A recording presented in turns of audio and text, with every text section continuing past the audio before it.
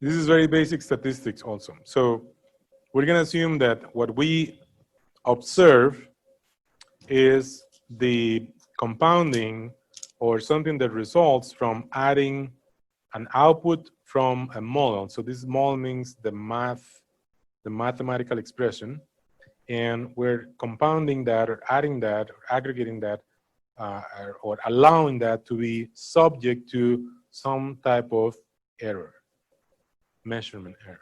Okay, this is very simple. So in symbols, here's nice, start writing math symbols there. So we're going to say that the observations are y, and y is equal to two things. One that comes out of, here there is a dependence. I'm saying something theta naught. Here I'm going to say that theta naught denotes the true, is going to be considered the true values of parameters. So this theta naught is called the true parameter or parameters in singular. I mean in plural. Okay, so that map F is the mathematical model. So this F here, F denotes the mathematical model. A very simple expression of F, okay, F of theta is to think of F of theta in the form A times theta, where A is what? A what? A function of theta. No, A is not a function of theta. A is a rectangle. A is, what's a rectangle of numbers? A matrix. A is a matrix. So if A is a matrix, a rectangular matrix, and theta is a column vector, A times theta, that is linear. Is linear in theta. Okay?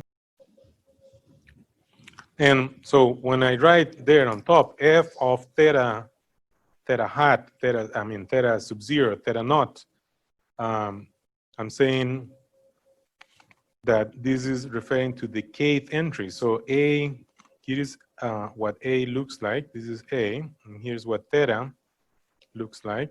It's a column vector. And so this whole thing, A times theta, is something that looks like column vector like that, right? So when I write there, the kth entry of that output, I'm just referring to just one entry out of that column vector. A theta is a column vector. A is a matrix, theta is a vector, A theta is a vector. Okay, so this, believe me, this will, you will see, I have an example here and you will see all the details. Okay, so I am a professor of applied mathematics and my home is the Department of Mathematics and Statistics. So sometimes I have to respect the statistics. And so you have to, when you write this error there as epsilon sub k, statistically speaking, you have to give a few details. These are some of the most basic descriptions. And one is that epsilon or E sub k here is a random variable that has the mean equal to 0 and that has constant variance, and that the epsilons are as random variables as E sub k's. They're not all the same, but they are supposed to be out of the same distribution and independent. So these are just like, if you don't want to think too much about this, don't worry about it. These are 3 assumptions. These are things statisticians would like to see, those type of details, okay? So this is what I was saying. One of the simplest descriptions of a model, a formula, is this one, where A is a rectangular matrix and theta is a column vector, and therefore with this description, this looks like a column vector like that. So this is F, right? So here we're saying, I don't know, maybe this is an M by P, and then this vector is P by 1. So that means that with this definition, F of theta, it would be M, would be a vector with M entries in one column. Okay, So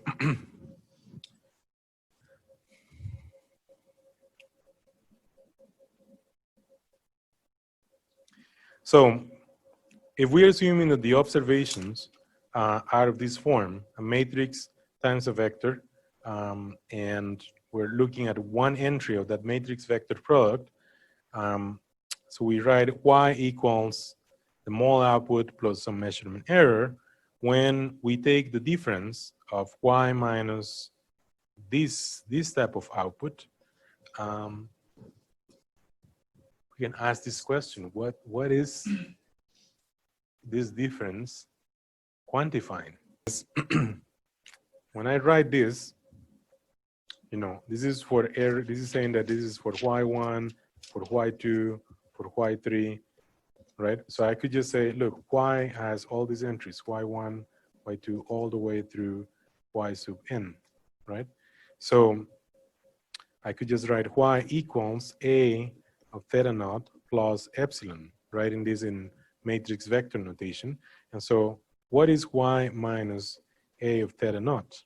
Well, this would be, if not equal, would be very, very close to these values of epsilon, right? And that's precisely what Mark was mentioning. So this difference may quantify the error. These are the random errors in the observation process. Okay, so that difference between the mole output and the mole output and the observation. Okay, so what about this is where this may get a little messy, but what about y minus a theta?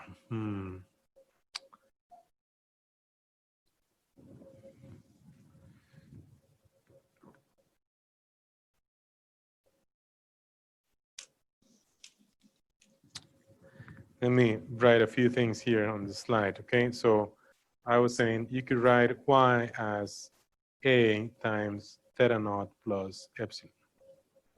Now I'm saying, what about y minus a theta? So here's y minus a theta. So, but we have that y is a theta naught plus epsilon. Now we're subtracting this term, which is a theta. There's no, in other words, the product a times a vector is not evaluated at that specific vector that I'm calling theta naught, or theta sub 0. Okay, so, but let's look at this right hand side here. So this becomes, I could rewrite this still as a times theta naught minus a times theta, and this still has that effect of epsilon still there. So the question is, what about this difference? Well, it seems that that difference is going to involve the difference between that matrix, difference between a theta naught and the difference between a theta naught and a theta. And so, and then we still have the effect of some measurement error. So I guess they're not the same. And that's why I'm making this point of writing them out at the expense of maybe confusing some of you a little bit. But when I say y minus a theta, that's very similar to saying y minus a theta naught. But these quantities are not exactly the same. However, where we're heading here is towards thinking on these two things being close to each other. And when things are close to each other, if you have vectors that are close to each other, to one another, then the norm of the difference, those vectors, should be, the norm of the vector should be close to 0, okay? So that's how we're going to, so I'm kind of moving on. So I have not fully answered your question, but I'll get to the point here, okay? So we're interested in minimizing, we want to make the measurement error as small as possible. Specifically, we would like to not just make the measurement error as small as possible, but this difference.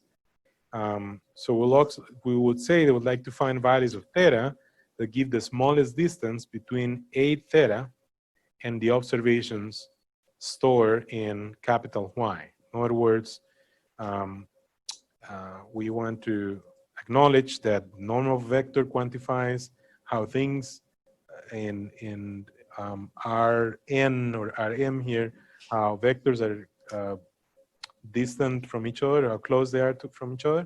So we're specifically interested in minimizing the norm of the difference between the observations and this is what I was saying earlier, that here we're assuming that f of theta is what we call the mathematical model, and we're assuming that f of theta is of the form matrix times vector. So in this problem, we're minimizing the distance between observations and the model, the mathematical model, which in this case we're assuming to be a linear model, linear in theta. Specifically, we're assuming to be of the form matrix A times vector theta. So we are interested in minimizing the square of the norm of A minus A theta. This is a minimization problem where the unknown here is theta.